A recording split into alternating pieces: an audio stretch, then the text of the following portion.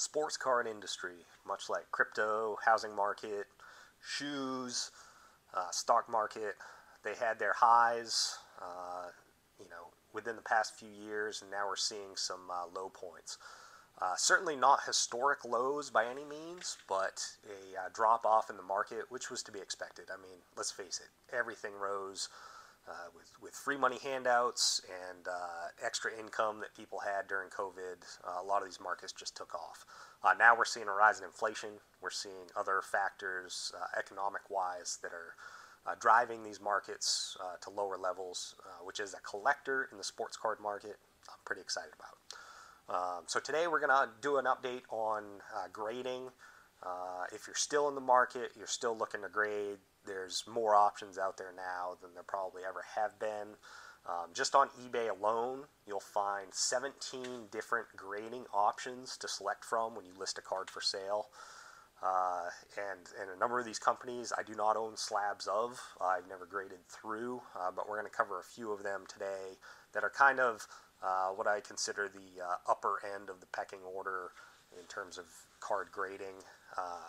At one point, you couldn't submit to PSA for under, I think it was $150 when they sort of closed off all their submissions, and everybody was submitting every card that they owned. Now you can go on eBay and you can find PSA slabs for a few dollars a piece. Why? Because it got ridiculous. Everybody thought that you could submit any card, base cards.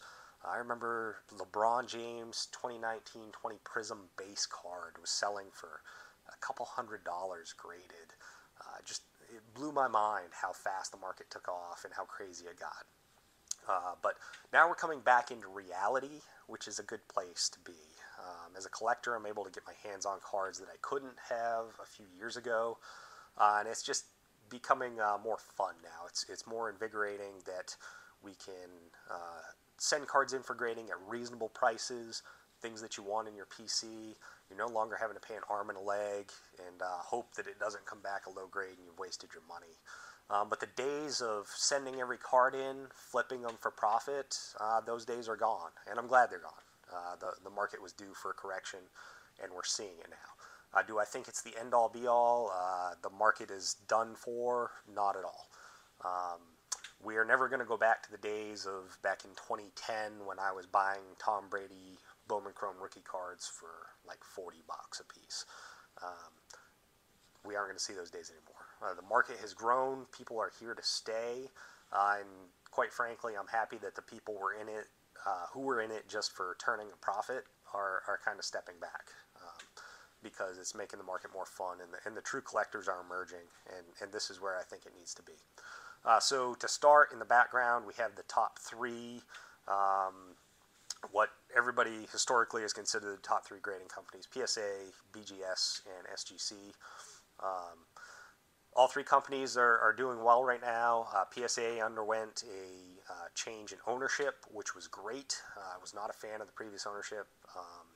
Things seem to be moving in the right direction for them. Not a huge fan of their membership requirements, so $99 to become a member of PSA, and then you can get their tier grading service for as low as $19, but they still tier it based on value of the card.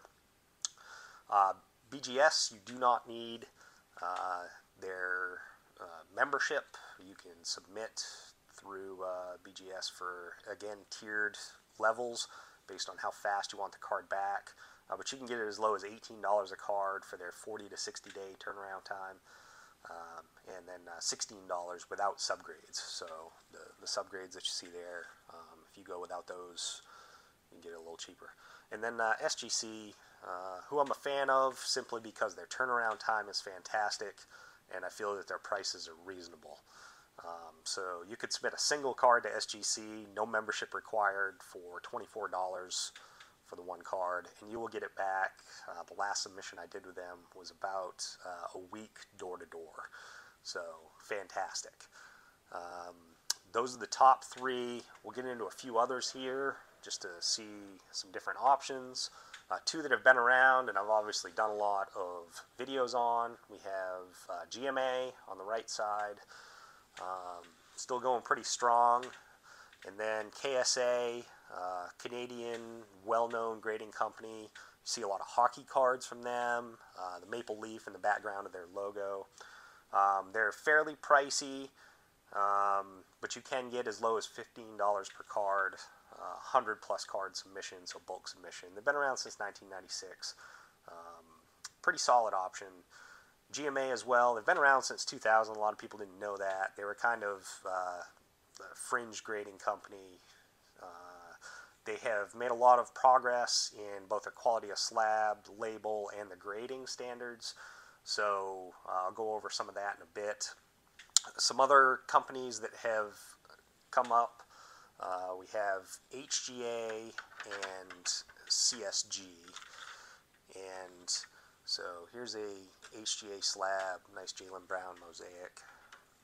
And then CSG. So these two have become pretty popular, mostly for their, as HGA has in their name, their hybrid approach, using artificial intelligence to grade the cards. I like HGA's ability to match labels to the cards. Looks really good. They have the subgrades on them. And CSG, I love their slabs. They're pretty sleek and clear plastic. But I wasn't a huge fan of their label. The green label just didn't do much for me. But they are definitely solid options for grading. The one thing I don't like about both these companies is their membership requirements. So HGA, to get an annual platinum membership and get their low card grading of $18 per card, you got to have that membership. CSG, they have different tiers of memberships: $25 for an associate, $149 for premium, and $299 for elite. And then you can get cards as low as $12 per card on their tiered membership. So really, if you want to grade with any of these companies, you got to get in there and research their prices. All of them have tiered pricing, either for value of the card or turnaround time that you're looking for. So just do your research and determine which slab you want to go with. Obviously, if you're looking for absolute retail value, you can't go wrong with PSA. If you're looking for best turnaround time, for price, SGC is where it's at. As far as holding value of the card as well. If you're looking for straight personal collection, low cost, turnaround time, GMA still holds the standard there.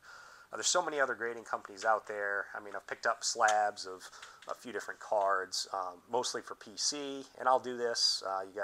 Dallas Card Show does their review of cards, and they'll slab them for you. This new one, GC, has a pretty sleek slab, much like CSG does. Subgrades on the top.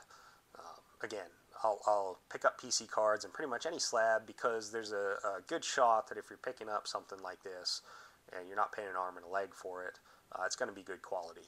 And I can see that, this Marcelo Mayer is every bit of a 9.5 in looking at the card. So a lot of these companies, are trying to make a name for themselves. I don't own a slab of all of them, but ISA is another big one that's come up, as well as a number of others. I'm sure, leave a comment if you have another company that you've used and been happy with.